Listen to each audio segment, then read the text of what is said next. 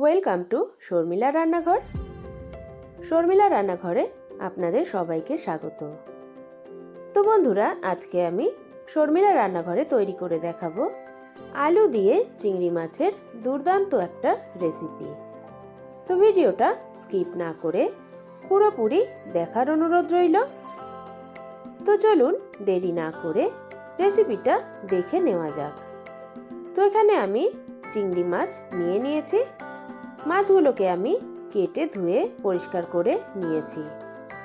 এখন দিয়ে দিচ্ছি পরিমাণ মতন নুন, পরিমাণ মতন হলুদ গুঁড়ো। এখন হাত দিয়ে আমি ভালোভাবে চিংড়ি মাছের গায়ে নুন হলুদ মাখিয়ে নিচ্ছি। তো বন্ধুরা, আমার মাখানো হয়ে গেছে। আমি মাছটাকে সাইডে রেখে দিচ্ছি। এখন দুটো পেঁয়াজ আমি নিয়ে নিয়েছি। পেঁয়াজগুলোকে আমি ঝিরিঝিরি করে কেটে নেব। তো আপনি যদি আমার চ্যানেলের নতুন বন্ধু হয়ে থাকেন তাহলে চ্যানেলটিকে সাবস্ক্রাইব করে পাশে থাকবেন, আর পাশে থাকা বেল আইকনটি প্রেস করে রাখবেন, যাতে আমি কোনো ভিডিও আপলোড দিলেই সর্বপ্রথম সেটা আপনার কাছে পৌঁছে যায়। তো আমার পেঁয়াজটা কাটা হয়ে গেছে। এখন একটা টমেটোও আমি টুকরো টুকরো করে কেটে নিলাম। এখন আবারও আমি দুটো পেঁয়াজ নিয়ে নিয়েছি। পেঁয়াজ দুটোকে আমি কিন্তু মিহি করে কাটবো না, আমি ছোট ছোট টুকরো করে কেটে নিলাম।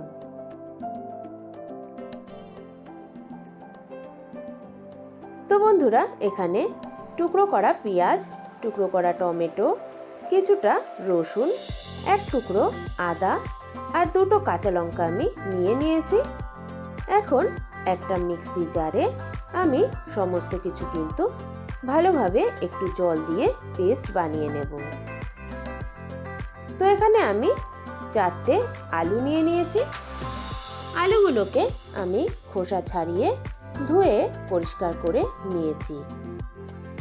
এখন আলুগুলোকে আমি টুকরো টুকরো করে কেটে নেব। তো বন্ধুরা, আমার কিন্তু আলুগুলো কাটা হয়ে গেছে। তো এখন গ্যাসের কাছে চলে আসলাম। তো একটা কড়াই আমি বসিয়ে দিয়েছি। দিয়ে দিলাম পরিমাণ মতন সর্ষের তেল। সর্ষের তেলটা গরম হয়ে গেছে। এখন আমি নুন হলুদ মাখানো চিংড়ি মাছটাকে তেলের মধ্যে দিয়ে দিলাম। এখন চিংড়ি মাছগুলোকে আমি লাল লাল করে ভেজে নেব। তো বন্ধুরা, আমার এক পিঠ কিন্তু ভাজা হয়ে গেছে চিংড়ি মাছের। তো এখন আমি মাছগুলোকে উল্টে দেব। উল্টে আমি কিন্তু ও পিঠটাও লাল লাল করে ভেজে নেব। তো বন্ধুরা, আমার কিন্তু চিংড়ি মাছগুলো ভাজা হয়ে গেছে। এখন আমি একে একে চিংড়ি মাছগুলোকে একটা পাত্রে তুলে নেব। তো যেই তেলটা রয়েছে সেই তেলের মধ্যেই আমি কিন্তু দিয়ে দিলাম টুকরো করে রাখা আলু। এখন আমি আলুটাকেও কিন্তু একটু সময় নিয়ে লাল লাল করে ভেজে নেব।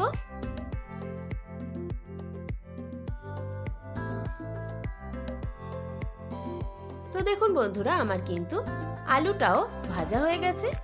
এখন আমি আলুটাকে একটা পাত্রে তুলে নিলাম। এখন ওই তেলের মধ্যেই আমি দিয়ে দিলাম দুটো তেজপাতা, একটা শুকনো লঙ্কা, আর দিয়ে দিচ্ছি হাফ চামচ সাদা জিরে।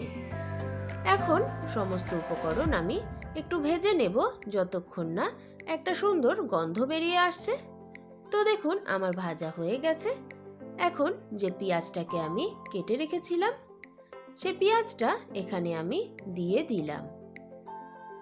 এখন পেঁয়াজটাকে আমি একটু লাল লাল করে ভেজে নেব।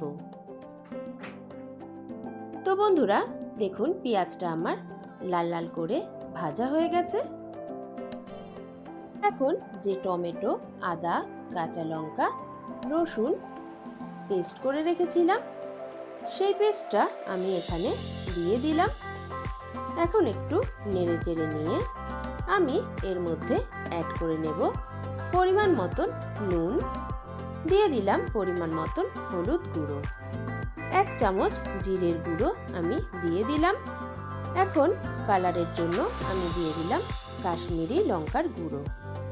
এখন অল্প জল দিয়ে আমি মশলাটাকে ভালোভাবে কষিয়ে নেব।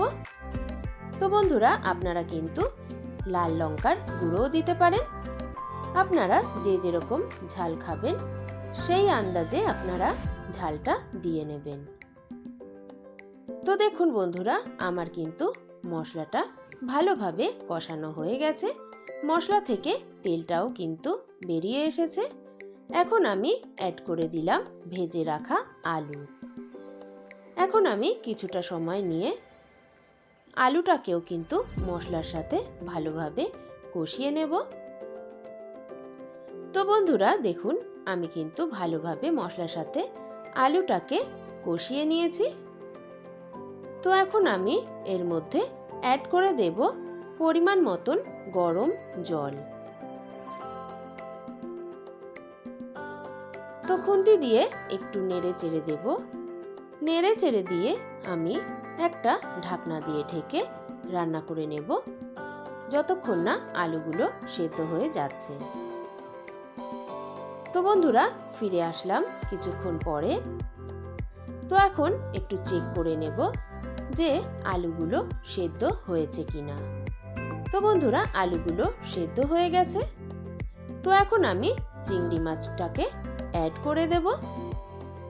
এখন একটু নেড়ে চেড়ে নিয়ে আমি কিন্তু আবারও ঢাকনা দিয়ে ঢেকে 5 মিনিট রান্না করে নেব। তো ফিরে আসলাম 5 মিনিট পরে।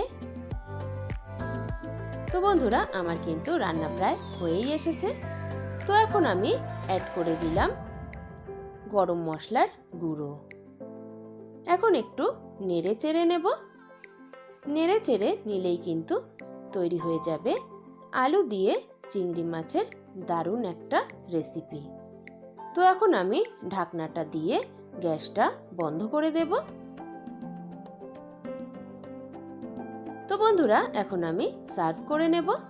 তার জন্য একটা বোল আমি নিয়ে নিয়েছি। এখন আমি চিংড়ি মাছ আলুর তরকারি সার্ভ করে নিচ্ছি। তো দেখুন বন্ধুরা, কতটা দুর্দান্ত লাগছে দেখতে।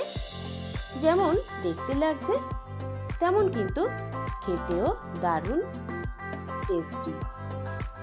তো বন্ধুরা, আমার রেসিপিটা যদি ভালো লেগে থাকে অবশ্যই একটা লাইক কমেন্ট করে দেবেন। আর যারা নতুন বন্ধু আছেন তারা সাবস্ক্রাইব করে পাশে থাকবেন।